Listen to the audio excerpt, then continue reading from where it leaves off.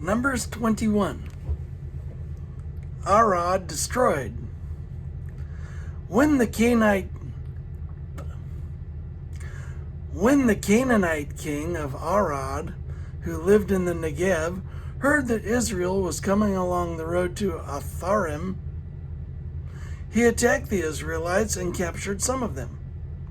Then Israel made this vow to the Lord: "If you will deliver these people into our hands, we will totally destroy their cities." The Lord listened to Israel's plea and gave the Canaanites over to them. They completely destroyed them and their towns, so the place was named Hormah. A bit more detail. The bronze snake. They traveled from Mount Hor along the route to the Red Sea to go around Edom. But the people grew impatient on the way. They spoke against God and against Moses and said, Why have you brought us up out of Egypt to die in the wilderness? There is no bread, there is no water, and we detest this miserable food."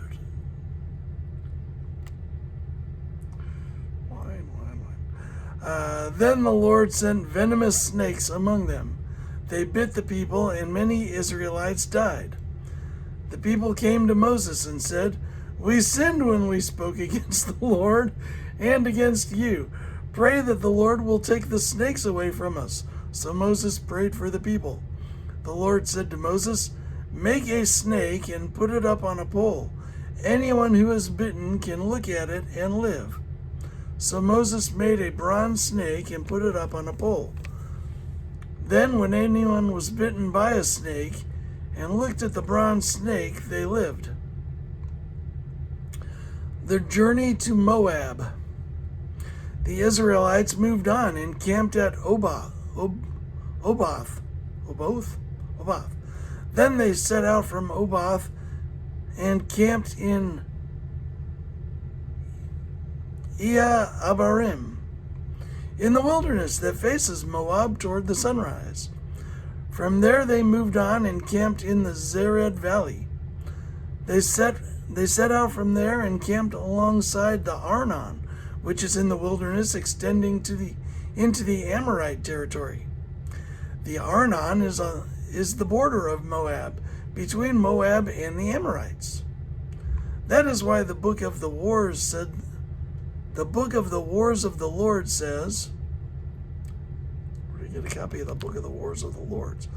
That is why the book of the Wars of the Lord says, Zahab in Suphah and the ravines, the Arnon and the slopes of the ravines that lead into the settlement of Ar and lie along the border of Moab.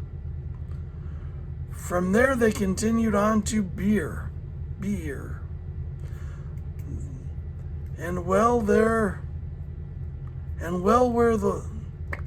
From there they continued on to Beer, the well where the Lord said to Moses, "Gather the people together, and I will give them water." Then Israel sang this song: "Spring up, O well, sing about it, about the well the princes dug, that the nobles of the people sank, the nobles with scepters and staffs." Then they went from the wilderness to Mattanah, from Mattanah to Nahalil, from Nahalil to Bamoth, and from Bamoth to the valley of Moab, where the top of Pisgah overlooks the wasteland.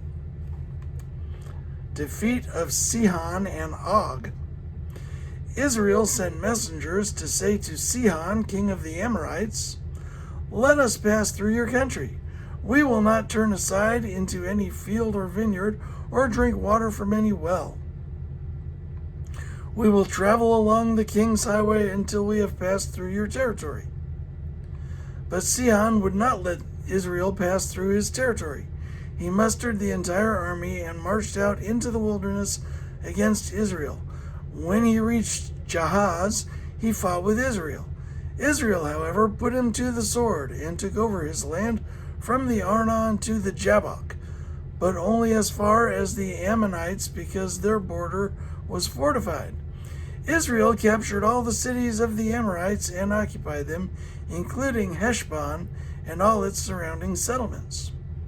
Heshbon was the city of Sihon, king of the Amorites, who had fought against the former king of Moab, and had taken from him all his land as far as the Arnon. That is why the poets say, "Come to Heshbon, and let it be rebuilt. Let Sihon city be restored. Fire went out from Heshbon, a blaze from the city of Sihon. It consumed Ar of Moab, the citizens of Arnon's heights. Woe to you, Moab! You are destroyed, people of Chemosh. He has given up his sons as fugitives, and his daughters as captives, to Sihon, king of the Amorites. But we have overthrown them. Heshbon's dominion has been destroyed, all the way to Dibon.